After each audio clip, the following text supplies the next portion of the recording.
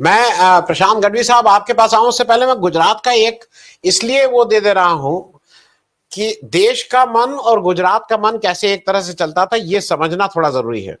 गुजरात के ऊपर जो सबसे बड़ा जिसको अब आप उसको कलंक कहिए या जो भी कहिए वो गोधरा है, उससे इनकार नहीं किया जा सकता। गोधरा आप कहीं भी जाएंगे वो हरदम आपका पीछा नहीं छोड़ेगा।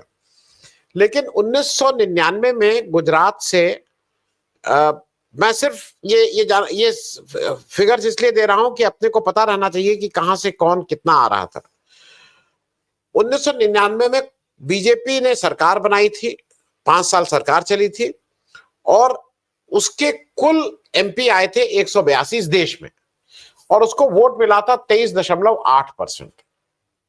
2004 में गुजरात में गोधरा कांड हो गया था, गोधरा रॉयट्स हो गए थे और इस देश ने बीजेपी को 182 से 138 पे ले आए थे, 44 सीटें कम की थी, वोट प्रतिशत कम किया था और कांग्रेस को 114 से 145 ले गए थे और कांग्रेस ने सरकार बनाई थी। मैं सिर्फ कहना ये चाह रहा हूं कि इस देश ने कभी भी ये जो राजनीति गुजरात से हो रही है, जिसकी फैक्ट्री बन गया है गुजरात, वो कभी उसको बैक नहीं किया। और केवल गुजरात की बात भी बता दूं केवल गुजरात में 1999 में बीजेपी की 20 सीटें आई थी, बीजेपी को वोट मिला था, और मैं पार्लियामेंट इलेक्शन की बात कर रहा हूं, लोकसभा की, बीजेपी को वोट था 92। 2004 आया तो वो 26 सीटें कुल हैं, वो 20 सीटें घट के हो गई थी 14, वोट परसेंटेज हो गया था 52 से 47, कांग्रेस की सीटें हो गई थी 6 से 12। ये सिर्फ मैं बात इसलिए कह रहा हूं कि हम लोगों को लगता है कि गुजरात भी इस देश के साथ खड़ा है, गुजरात को भी बुरा लगता है, गुजरात के लोगों को भी खराब है, they don't approve of what has happened.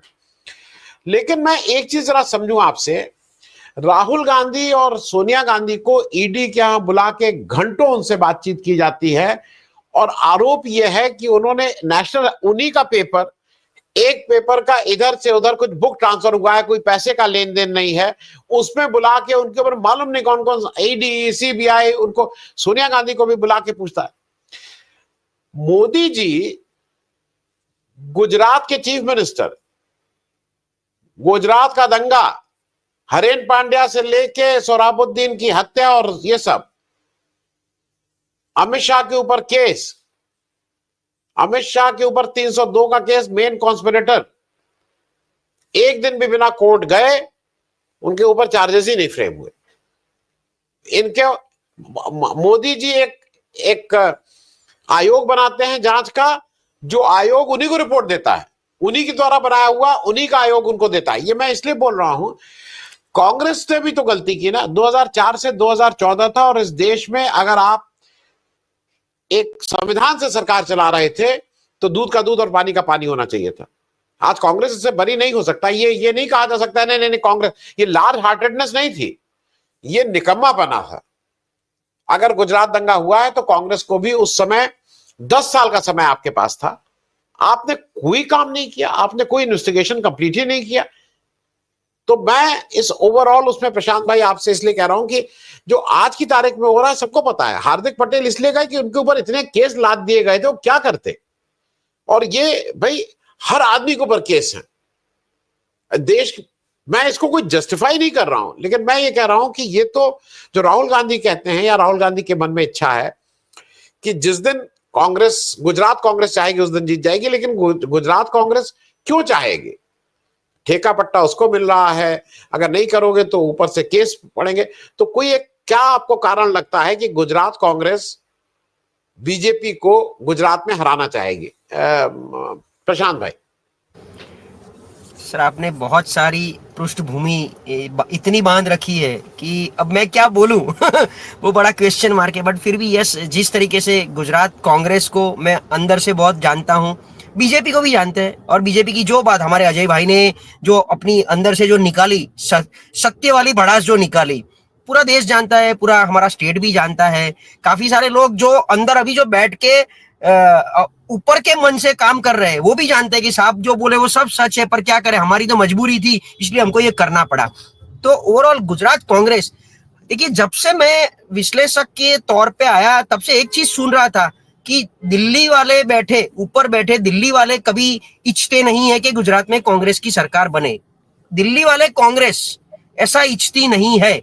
और आपने जो बोला कि आपको 10 साल मिला था, 2004 से 2014 यूपीए की सरकार थी, गोधरा हुआ था, उसके ऊपर एसआईटी से लेके सब कुछ बिठाया गया था, तो कांग्रेस ने क्या नहीं कि कुछ क्यों नहीं किया?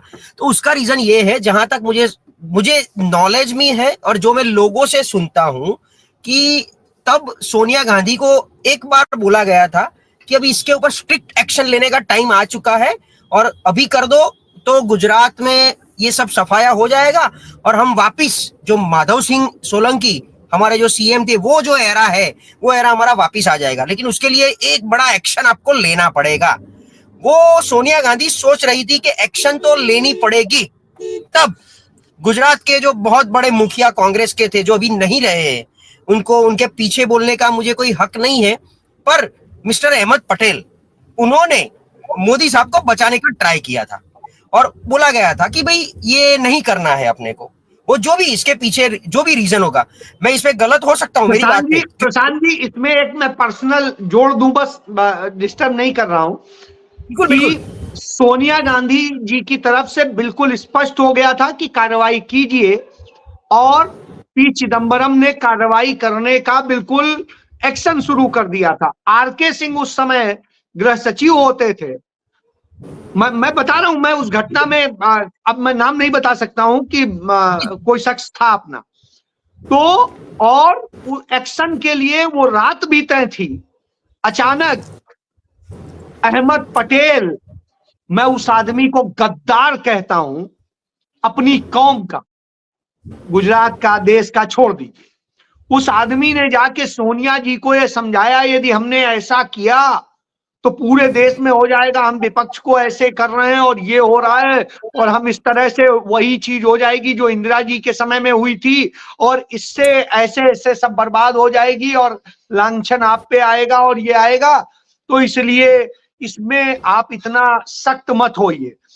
पी चिदंबरम ने फिर भी पीछा नहीं छोड़ा, लेकिन अंततः आप समझ सकते हैं, अहमद पटेल बहुत सारे लोगों के अपॉइंटमेंट में, चूंकि पॉलिटिकल सेक्रेटरी थे, सलाहकार थे, तो बस अब इतने के बाद आप बताइए जी। यही आपने जो बोल दिया वही बात है कि अहमद पटेल के समझाने से सोनिया गांधी सख्त नहीं बनी, मतलब एक्शन नहीं लिया जो लेना चाहिए था। मतलब लेना चाहिए, वो भी पॉलिटिकल राइवलरी था, लेना नहीं, लेना चाहिए नहीं लेना चाहिए वो हम नहीं बोल सकते अभी, लेकिन सोनिया गांधी के पास पावर था, अथॉरिटी थी, सत्ता थी, वो चाहती तो ले सकती थी। अहमद पटेल ने उनको रुकवाया था और उसके बदले में अहमद पटेल को तोहफा मिल गया था राज्यसभा के। 2017 में जो अहमद पटेल ने राज्यसभा का इलेक्शन जो चुनाव जीता था, जिसमें सिर्फ 44 एमएलए, एकदम कट टू कट कांग्रेस के एमएलए बचते थे, अगर एक भी वोट इधर उधर होता ना तो अहमद पटेल राज्यसभा मेंबर नहीं होते। लेकिन फिर वो मोदी साहब की या अमित शाह की इंस्ट्रक्शन गई और इसीलिए कांग्रेस के 44 बेंगलोर में बच गए और वो उन्होंने आके वोट किया और वही वोट से अहमद पटेल जीत गए थे। और उनका अंदरूनी, और आज की तारीख में, सॉरी, ओके, बोलिए बोलिए। आज की तारीख में मतलब गुजरात कांग्रेस के टीयर 1, कैडर 1 के जो टॉप 10 लीडर्स जो है, जो बने बैठे कांग्रेसी है, वो सिर्फ ऊपर के नाम के ही कांग्रेसी है, लेकिन अंदर से पूरा उनका मन शुद्धिकरण भाजपा की ओर है। कांग्रेस की प्रेस कॉन्फ्रेंस में क्या बोलना है उसकी स्क्रिप्ट कमलम में डिसाइड होती है गुजरात में। बाकी मैं आज पूरा दिन, आज नहीं, हर वक्त पूरे देश की सभी चैनल पे मैं बोलता हूं कि बाकी सारे स्टेट में कहीं ना कहीं कांग्रेसी खुद कांग्रेस को बचाने की एक जहमत में है कि हमें कांग्रेस को बचाना है, कांग्रेस को सत्ता में लाना है जहां नहीं है। लेकिन गुजरात एक ही ऐसा खोखला स्टेट है जहां कांग्रेस को ही इच्छा नहीं है, क्योंकि उसमें ग्रुपिज्म है। अगर गलती से कांग्रेस जीत गई तो सीएम से चेहरे से लेके और बीजेपी को क्या जवाब देंगे, इसके पीछे बहुत सारा। देखिए 2017 में क्या हुआ सर, हार्दिक पटेल का आपने यहां पर कहीं निर्देश किया, हार्दिक पटेल वाले आंदोलन में कांग्रेस ऑलमोस्ट सत्ता पे आ चुकी थी। जैसे ही सर्वे में पता चला कि कांग्रेस का घोड़ा आगे बढ़ रहा है और 92 क्रॉस हो रही है, कुछ तो गड़बड़ हो गई, या तो मतलब जो भी सामाजिक से लेवल पे, कोई लेवल पे तो उनको नहीं पड़ा कहीं से, और इसीलिए कांग्रेस अटक गई 77 पे। वो 77 से आज 17 पे आ गई थी, 22 में, 17 में से आज 12 बचे हैं, 5 लोग चले गए हैं। तो अगर राहुल गांधी को, अगर दिल्ली में बैठे हुई कांग्रेस को गुजरात कांग्रेस की चिंता है, तो सबसे पहले उनकी पूरी कांग्रेस को पूरा मंथन करके बाहर निकालना पड़ेगा और सच्ची कांग्रेसी को बाहर लाना पड़ेगा। अभी का जो कांग्रेस है वो पूरा कांग्रेसी नहीं है। आज 6 बजे तक कांग्रेस की विधानसभा में वो लोग शोर देंगे और दूसरे दिन सुबह 8 बजे जाके अध्यक्ष को वो इस्तीफा देते हैं कि हमें एमपी पे नहीं रहना है। तो ये जो अंदरूनी पूरी जो एक सेटिंगबाज होगी, आपने जो बोला इसका ठिकाना इसको मिलता है, इसका कॉन्ट्रैक्ट इसको मिल जाता है, तो उस तरीके से आज की कांग्रेस यहाँ की प्योर कांग्रेस नहीं बची है। अभी भी विचारधारा है, लेकिन वो विचारधारा सिर्फ जनता में है। कांग्रेस की विचारधारा उनके टीयर 3 और टीयर 2 कैटेगरी के वर्कर्स में है।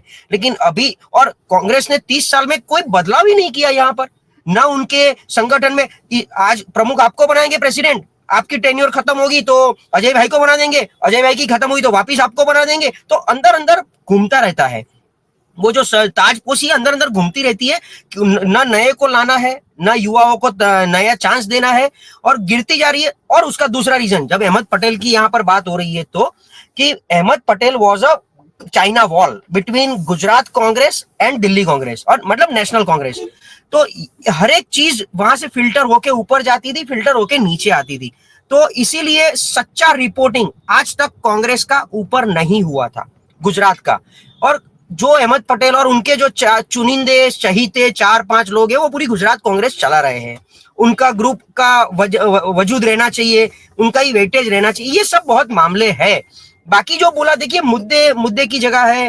अजय भाई ने जो भी बताया, जो भी मतलब मोदी साहब की बात की हो, बीजेपी की बात की, लेकिन उसका फायदा आज ऐसा नहीं है कि प्रजा यहाँ पर जनता खुश है। हाँ, कुछ चीजें है, वो किसी की भी सरकार होगी, सरकार काम तो करेगी कुछ ना कुछ। तो बीजेपी से भी जनता खुश है, लेकिन उससे ज्यादा नाराज भी है। तो नाराजगी का फायदा उठाने का कांग्रेस का बहुत बड़ा एक चांस मिला था, अपॉर्चुनिटी थी, लेकिन नहीं उठा पाई। उसके पीछे एक ही रीजन है कि ऊपर कुछ ना कुछ ऐसी गड़बड़ चल रही है जो गुजरात में कांग्रेस की सत्ता इच्छती नहीं है। जी आनंद सर।